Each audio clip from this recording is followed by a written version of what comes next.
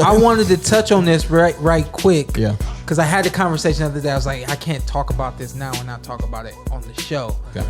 The press conference. Tyson Fury. Okay. Deontay Wilder 3. Yeah. The press conference. Yeah. It was uneventful. It was, I thought, really dry, especially on one side. Shawn was looking forward to this press conference. I was too. It was entertaining on the other side where it could be and needed to be.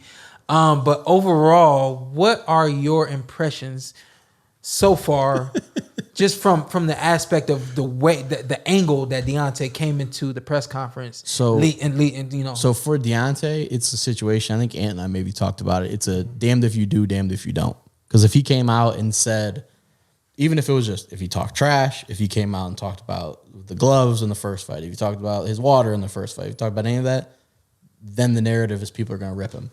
Why are you bringing this up? Why are you still talking about the second fight? Why are you doing this? Why are you doing that? Okay.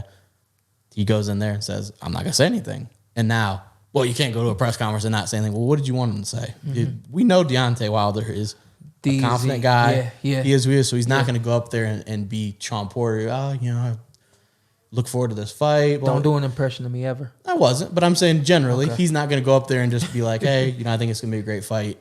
Thank you for coming out today. It's just not Deontay. And that's what we like about Deontay. That's what makes him exciting, other than the, hammer from Alabama, like he says. But no, I don't have an issue if from Deontay's perspective, if you are that locked in and that ready to fight, I'm down 1,000,000%. Mm-hmm. And also you're fighting a guy that blew the doors off of you and can talk the talk. Anything you say, he quick with it. Yeah. He just blew the door off of you. Yeah.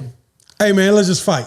I don't read into press conferences very often. I just feel like it's a part of it needs to be done. But for further context, he also did interviews. Like he sat down with ESPN. He sat down with other guys. He sat down with Ellie, barbershop conversations. He sat down with people. So it wasn't like he showed up, was like here, and then sat there and then got on a private jet and got out of there. He did talk. So I mean, I get not reading into it, but I don't know what people wanted. I feel like if I'm Deontay, I'm like, what do you want me to say? Yeah. Just tell me what you want me to say. Because I'll go up there and say it. Because if he went up there, like we said, and talked about whatever, people would have been roasting him. They've been killing him. Yeah. Goes up there and does it, and writers are like, yo, you have to go up there and talk and sell the fight. Do you really think, let me ask you this, as a boxing fighter and as a fan, right? If Deontay would have said something, did that make you more interested in buying the fight, or were you buying the fight either way? Is there anyone on the fence about buying this fight? So you said, and we already know this, Deontay Wilder is not going to do it the way I would do it. Right. I literally would have gone up there and said, hey, he got it the last one. I'm working hard. Yeah. I'm a different guy. I'm a different fighter. Yeah. Y'all are going to see July 24th. Buy this fight. Yeah. Because this is a fight you don't want to miss. He shined in the second one. I'm going to shine in the third. I would give people something to remember. He had a little rhyme. And want to, see. Yeah. He had a little rhyme. He had a little rhyme. And honestly, we talk about he had a little rhyme. That was good enough for me. Yeah. That was because I just don't. I can speak from my own personal opinion. I'm not on the fence about this fight. Like I'm excited for this fight. Yeah. I don't know if anyone's like, man, Deontay Wilder went up there and didn't say anything. I don't think I'm interested. It's a press conference, so that's why that argument to me was boxing reporters are just reporters in their feelings. Yeah. That he didn't answer your questions. He didn't talk at a press conference, which is the typical thing to do. Like, no, people are not going to not buy the fight because Deontay didn't talk. It's just stupid. We got some weeks to go. So we'll dive into it. And poor Malik Scott, that poor guy had to sit up there. He had to sit there and just be the only guy. And the one criticism I have, the face-off was uncomfortable. It was unnecessary. 6 minutes? It was uncomfortable. Yeah. I guess I don't, you mentioned you don't read into press conferences. I don't read into face-offs. Yeah. So I think I know Fury mentioned a story about being in a sauna with Klitschko, and he was like, I'm not going to get out of the sauna till, I don't know, you're a fighter, so maybe that works, but I don't know. If I'm Deontay Wilder or Fury, I'm not I don't know, he broke the glare first at the stare down. He's definitely weird like that. I'll never forget. You though? No. I probably used to be, but not no more. No, he's very competitive. For sure. Even though he's been not no more. Major L's. If we leave right now and go to California, you going to beat me? Yes. Okay. That's different though.